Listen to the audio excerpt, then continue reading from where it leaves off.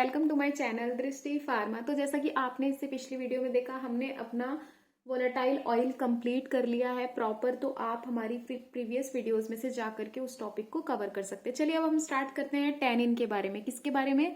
Tannins के बारे में। क्या होते हैं ये टैनिन्स?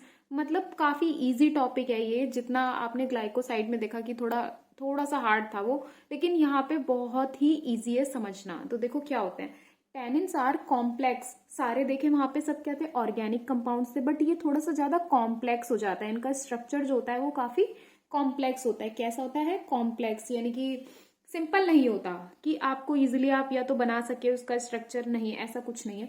तो ऐसा क्यों होता है वो भी आपको पता चलेगा। देखो और कैसे होते हैं? नॉन नाइट्रोजिनस होते हैं। जैसे आपने पढ़ा कि जो हमारे एल्कलॉइड्स थे वो कैसे होते हैं? नाइट्रोजिनस कंपाउंड होते हैं वो। लेकिन ये कैसे होते हैं? नॉन नाइट्रोजिनस, यानी कि इसमें नाइट्रोजन बिल्कुल भी प्रेजेंट नहीं होता।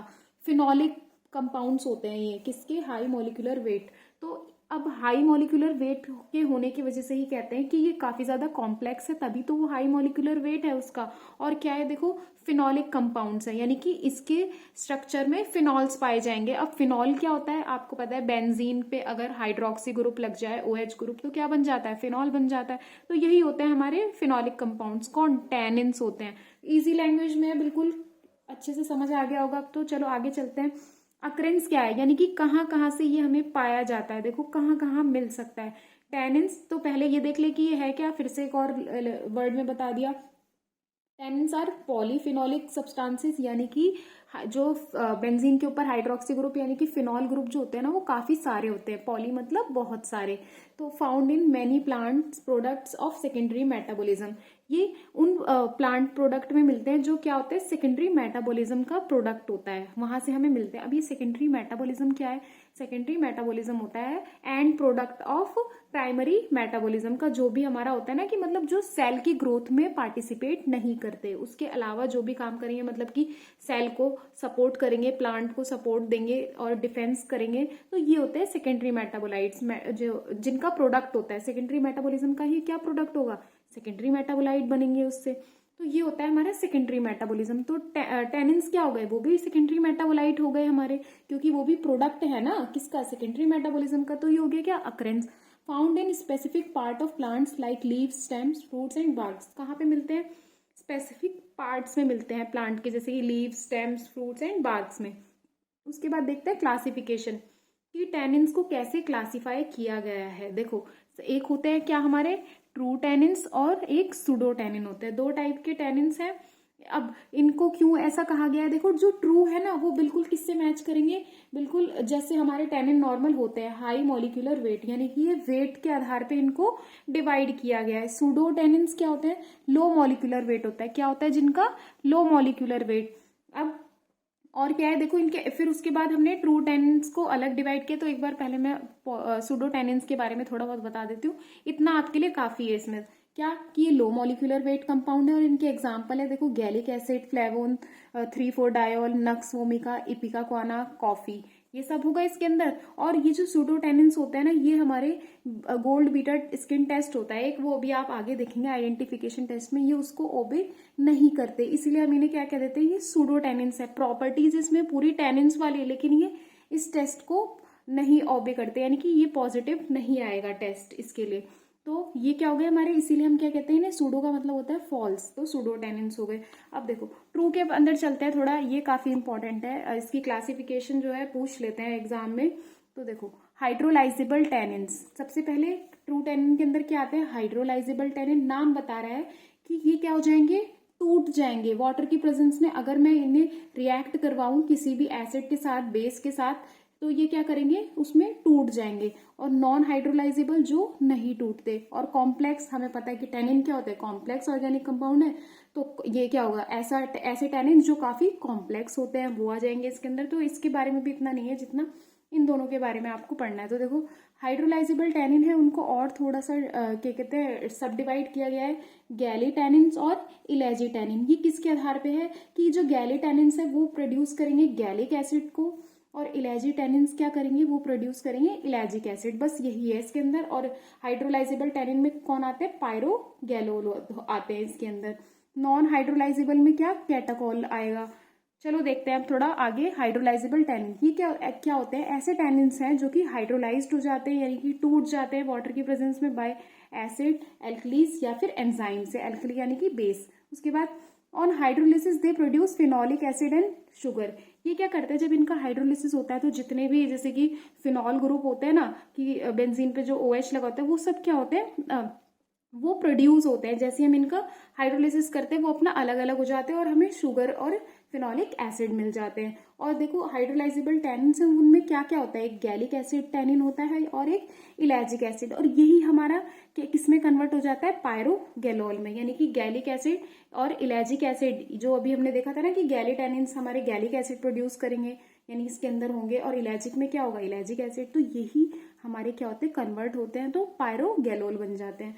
These tannin produce a dark blue to black color with ferric chloride। तो ये जब हम इनका फेरिक क्लोराइड के साथ टेस्ट करते हैं हाइड्रोलाइजेबल टैनिन्स का, तो ये क्या करते हैं? ये ब्लू से ब्लैक कलर देते हैं और they are not precipitated with bromine water. और ये ब्रोमीन टेस्ट जब करते हैं हम इसका, तो ये प्रेसिपिटेट नहीं होते। ऐसे टैनिन होते हैं कौन? हाइड्रोलाइजेबल। अब खुद ही सोचने वाली बात है कि भाई जब ये हमारे हाइड्रोलाइज्ड हो जा रहे हैं एसिड की मदद से, यानी कि वो टूट जा रहे हैं। अब कोई चीज टूट जाएगी तो वो क्या घुल जाएगी, पूरे में सॉल्यूबल हो जाएगी, तो प्रेसिपिटेट बनने का तो सवाल ही नहीं उठता।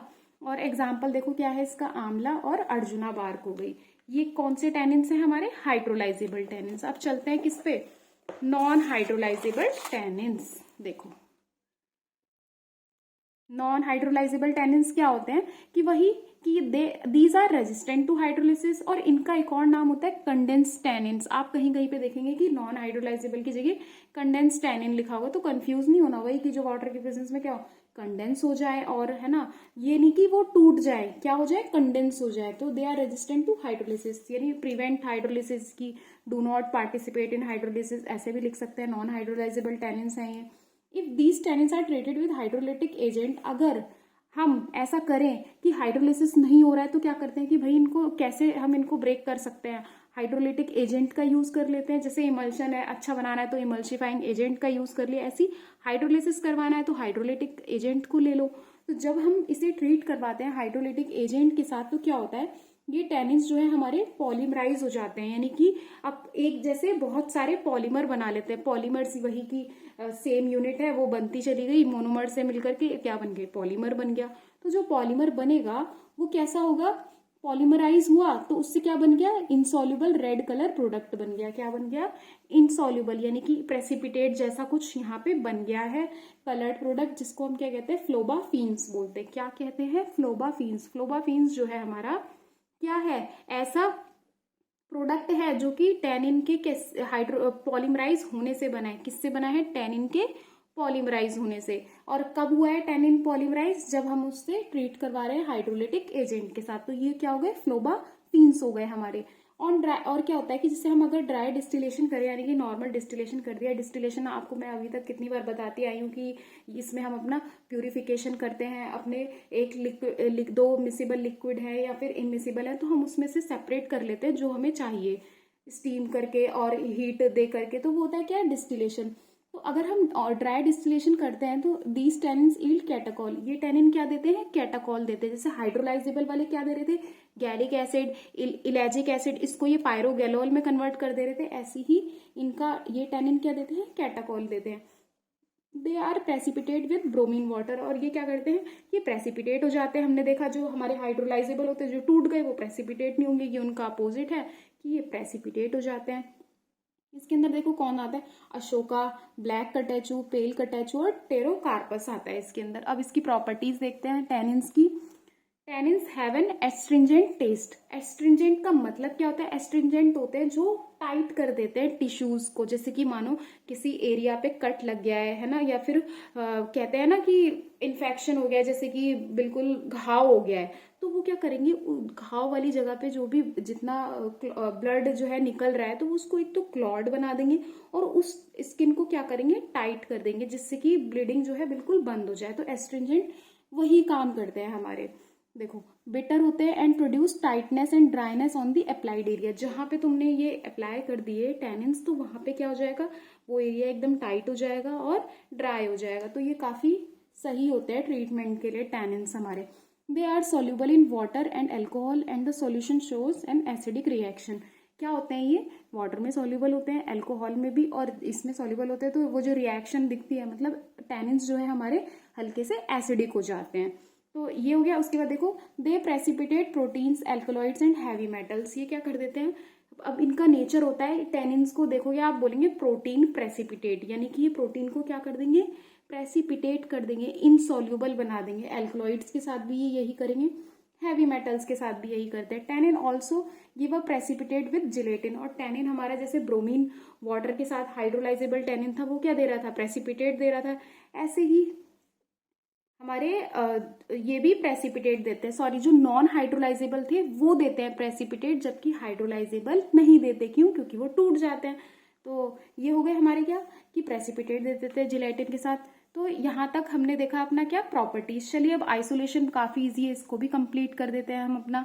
इसमें क्या होता है, देखो, एक क्रूड ड्रग ले लिया हमने। क्रूड ड्रग बोले तो रॉ, बिल्कुल जो प्लांट के जिस पार्ट से हमें मिल रही है उसको एकदम उठा लो, उसको ले लिया। उसके बाद हम क्या करते हैं, उसे उसके अंदर वाटर ऐड करते हैं, वाटर डाल दो, अल्कोहल डाल दो और ईथर को ऐड करते हैं। फिर इनके साथ हम क्या करते हैं, उसे एक्सट्रैक्ट करते हैं, यानी कि ये डालते ही वो कैसे हो जाएंगे, थोड़ा सॉफ्ट हो जाएगा वो पार्ट, अगर ड्राई है काफी, इनकी मदद से ये पूरा पेनिट्रेट हो जाएंगे उसके अंदर। तो एक्सट्रैक्ट कर लेते हैं हम यहाँ से। हम जैसे ही एक्सट्रैक्ट करते हैं उसके बाद क्या करते हैं हम, उसमें हमें मिल जाता है क्या, gallic acid, chlorophyll, pigment extracted in ether. फिर इसको हम ईथर में हमें क्या क्या चीजें मिल जाती हैं, गैलिक एसिड मिल जाता है, क्लोरोफॉर्म या फिर पिगमेंट्स मिल जाते हैं ईथर के साथ। तो हम क्या करते हैं कि टैनिन्स जो होता है ना वो एक्सट्रैक्ट कर लेते हैं, किसमें, वाटर में एक्सट्रैक्ट हो जाता है अलग से।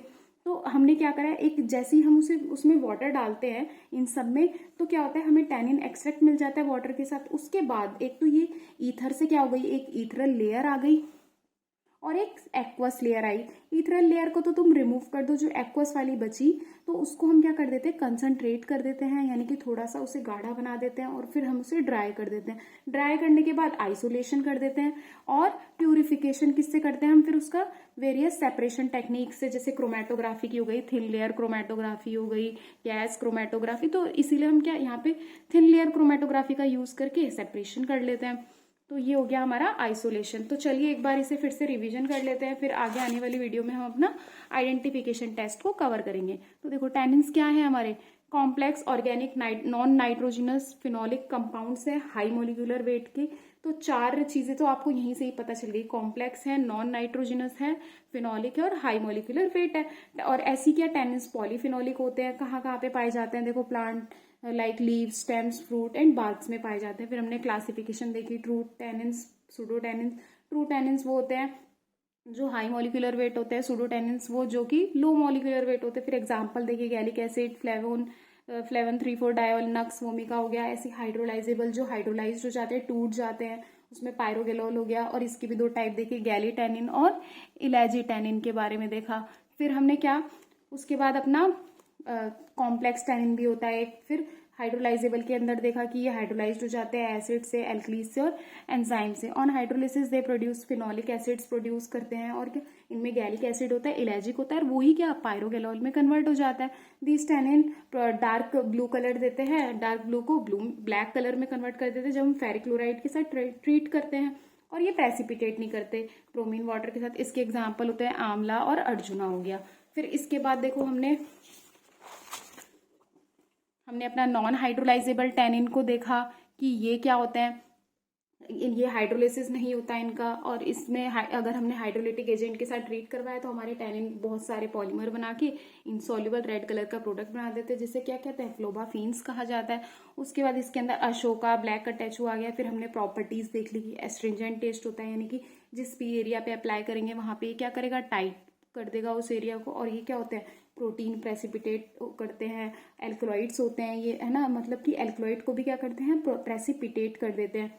सॉल्युबल होते हैं वाटर में, अल्कोहल में। टैनिन्स और प्रेसिपिटेट कर देते हो जाते हैं, give a precipitate with gelatin के साथ ये प्रेसिपिटेट दे देते हैं। फिर हमने आइसोलेशन देखा, क्रूड ड्रग ले ली, फिर हमने उसमें वाटर, अल्कोहल और ईथर को ऐड किया। जैसे हम इन्हें ऐड करते हैं हमें क्या मिल जाता है, एक्सट्रैक्ट मिल जाता है। उसमें गैलिक एसिड, क्लोरोफिल, ईथर, ये सब हमें एक्सट्रैक्ट मिल जाता है ईथर के अंदर। जैसे हमें ये मिलता है तो हम क्या करते हैं, टैनिन को वाटर के साथ एक्सट्रैक्ट कर लेते हैं अलग से, और फिर हम इन्हें सेपरेट कर लेते हैं। एक्वस को और ईथरल लेयर को सेपरेट कर लिया, इसको हम रिमूव कर देते हैं और एक्वस को कंसंट्रेट करा, ड्राई किया, फिर आइसोलेट और प्यूरिफिकेशन करके हमें ये मिल जाता है। सो आज की वीडियो में हमने अपना ये कंप्लीट कर लिया है। अगली वीडियो में हम अपना आइडेंटिफिकेशन टेस्ट और थेरापेटिक यूजेस देखेंगे टैनिन्स के। अगर वीडियो अच्छी लगी है तो लाइक करें, और हाँ, इसके प्रॉपर नोट्स आपको हमारे टेलीग्राम के चैनल पे अवेलेबल हो जाएंगे। So thank you.